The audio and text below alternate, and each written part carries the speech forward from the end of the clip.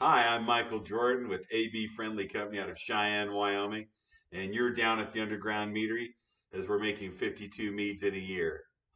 So today we're going to make the ultimate Cyser. It's the ultimate Cyser. Uh, Everything in it is the ultimate, right? So we're going to go with making the ultimate Cyser. Uh, I wanted to show you that not all meads clear up the way you want them to unless you're filtering them. This is a prime example of a lemon mead. It just never cleared up, man. I worked with it now for, man, about 6 months, and this is about as clear as I could get it because of all the astringents in it without running it through a filter. It tastes like lemonade. Um, but it's just not going to get clearer than that unless I run it through a filter. So don't get discouraged that sometimes I make blueberry pomegranate ones too, and they don't seem to clear up either. So don't get discouraged. It's just not an award-winning mead. It's just a damn good mead to drink. So don't get discouraged. But today we're going to make the ultimate Cyser. We have one diced up apple, and it is a uh, honey crisp. So we diced up one honey crisp apple. We'll be using apple juice, and I've got two kinds here. I've got treetop apple juice and signature Safeway apple juice that we'll be using just to show you that it doesn't matter what kind of apple juice you use. Juicing it is always the best, but you have to make sure you separate everything really good. The next thing we're using is 2 pounds of apple blossom honey.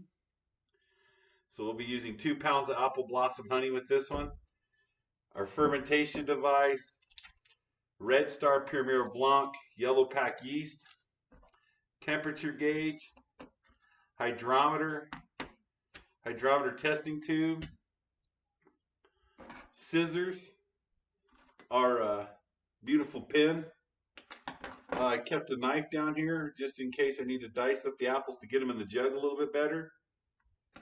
Our coffee pot, right, that we're going to put the apple juice in to get it warmed up to dissolve the honey. And our recipe. Our recipe says the all apple Cyser, superior Cyser, with 2 pounds of apple blossom honey, a gallon of apple juice, and one apple using the Red Star Premier Blanc yeast. We'll get our starving gravity and put our date on here. So I think we're all set to go. So let's go ahead and do the first thing right off the bat. And let's get some apple juice in our coffee pot.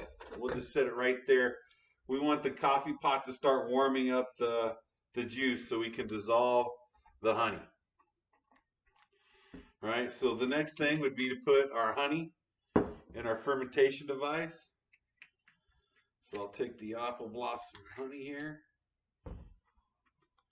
This apple blossom was a gift to us from Bert's Honey Farm in Benton, Pennsylvania. So we're trying their apple blossom honey. This is the only second place I found awesome apple blossom honey from. The other one's Henry's out of Washington. Seattle, Washington, they have some great apple blossom honey that if you go on the internet to look for. But you got to remember, apple blossom honey is seasonal. So it's something that you're just not going to get all the time. So we're going to go ahead and pour this in here. Remember to give it a little lift, right? So we don't get a bubble. And the honey just rolls all over our jug.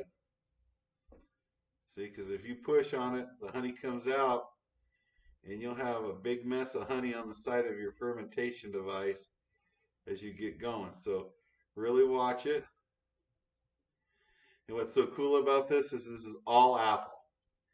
There's nothing in here that's different. We're all using apples, apple juice, and apple blossom honey. So it's the trifecta of the Cyser, which I think you guys will really enjoy because pure apple blossom mead is one of my favorites.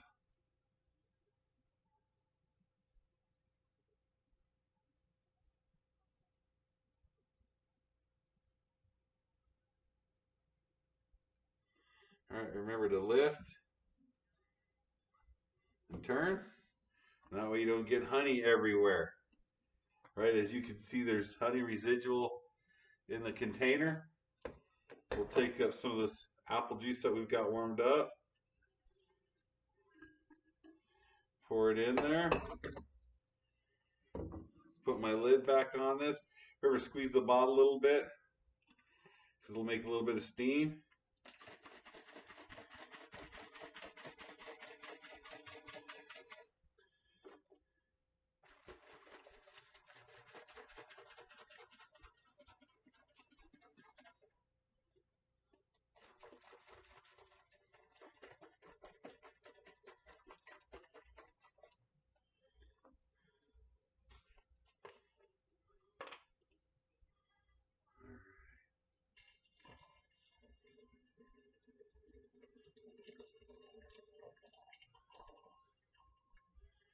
All right, so we get all the honey out of the jug. I'm going to recycle and reuse, so I'll keep that. Now, before I start adding anything, I'm going to go ahead and get my apple pieces in. And I've got them diced up so they can kind of fit down inside my jug here. Remember, I got the knife just in case I got to chop them up a little bit more. But I just got them into little wedges. Now, if you want to, you can freeze the apple after you cut it up like this and freeze it. And it opens up the pores of the apple a lot more and helps the yeast break it down and get all the sugars and flavors out of it.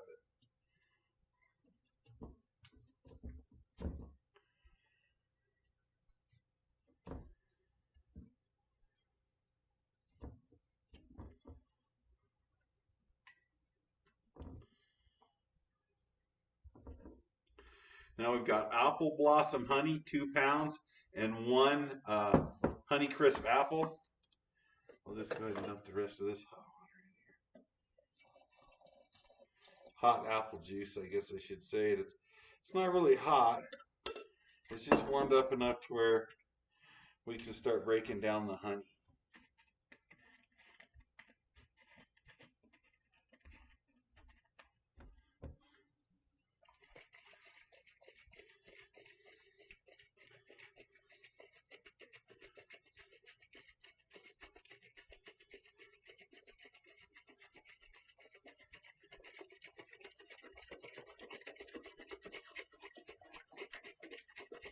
There we go.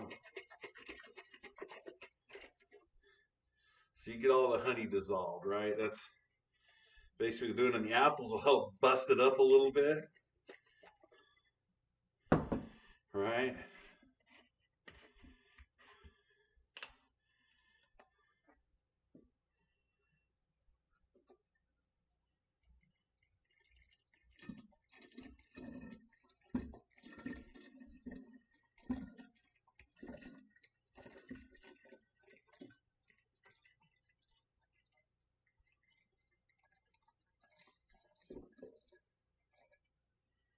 That just looks pretty.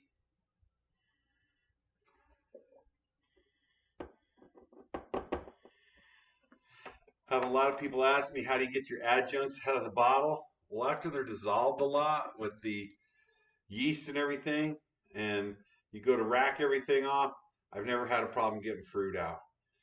Just shake the jug out with warm water and stuff before you go to wash it, and I've never had any problem getting fruit out.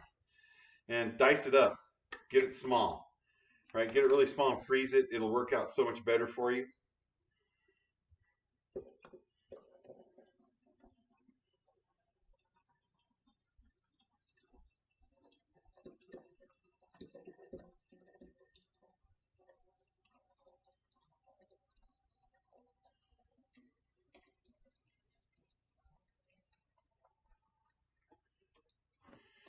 Now, another thing that's really cool is you see I've got some residual apple juice in here. Because of the displacement, you can always dump just a little bit of yeast in this. Twist the lid back on this, like so you put some yeast in it, squeeze the bottle, twist this lid back on it, set it in the refrigerator and it'll start fermentating. Or you can put a balloon on it and it'll start fermenting, and you'll make a cider, right? And not a Cyser. A cider that is been fermented, right? So it'll be a fermented apple juice. So you can do that with this jug as well and use it. You can keep this, and like if you've used grape juice or strawberry banana or another type of juice, you could save all these and mix these together and use these for the next round and make a marmel, a blended fruit marmel, and add honey to it and just keep using the residual. So if you don't drink apple juice in the morning for breakfast or during the day, you can ferment this in other ways. But now what we've got is we've got a pure Apple Cyser, apple blossom honey, apple juice, residual apples. I mean, it's all apple. There's no different types of honey or anything in it. So this is like a superior Apple Cyser. It's all apple. So I think that's pretty cool. Let's go ahead and take our hydrometer reading. So we'll take our little tester. I'm gonna put my finger over the top of this a little bit in case an apple wants to slide through.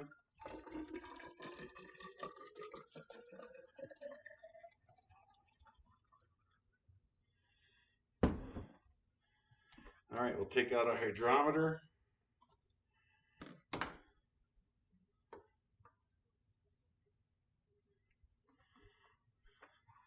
Yeah, that looks pretty good. All right, so take your recipe, right, and we're gonna write our date down.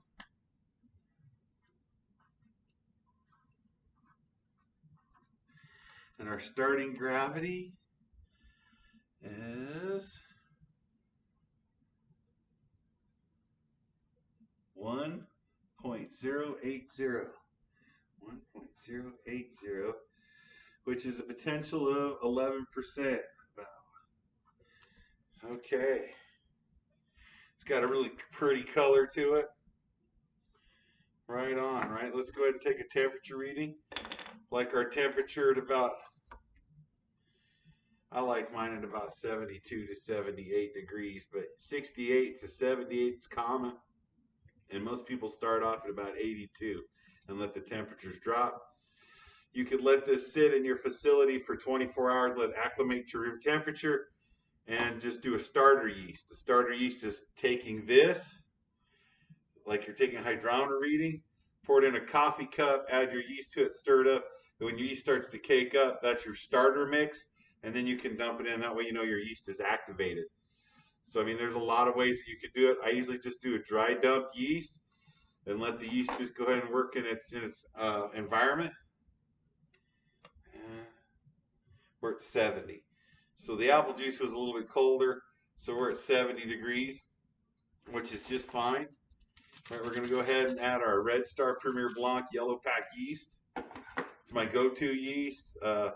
Ferments all the sugars out, makes your meads drier. So if I wanted to add 4 pounds of honey to this, it would turn out a sweeter mead, but it wouldn't be too sweet to drink. That would dry out quite a bit because of the type of yeast I'm using. And this yeast is good up to about 18 to 22% alcohol. So it'll eat all the sugars as best as it can. So I put this in here. Now I saved a little bit. I could dump it in here and have a Cyser wine going, or I could just finish it off. I usually just go ahead and do this because I drink apple juice and I'll drink that during the week. So I get that in there. I'm going to go ahead and pour this back in.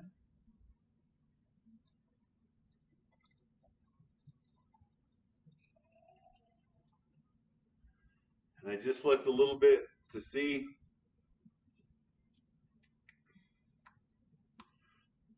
Sweet from the honey, but this is going to have mass complex flavors from the apple blossom honey, the apple juice, and the apples that we're using.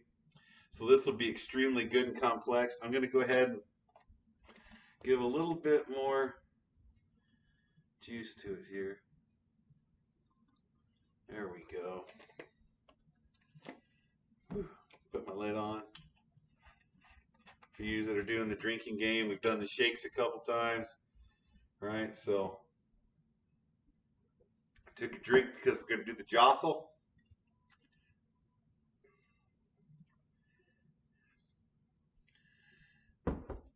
Get that yeast all mixed up in there really good. And of course, our famous airlock, right? If the apples push up, they'll stay in the balloon and they won't block off your airlock and you won't have a mess. So one reason why I like the balloons.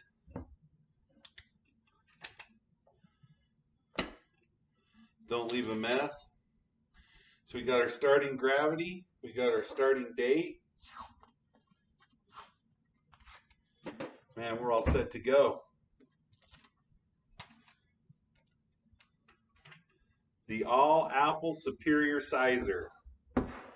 Right? Many people are just using honey and apples, or they're using just honey and some apple juice.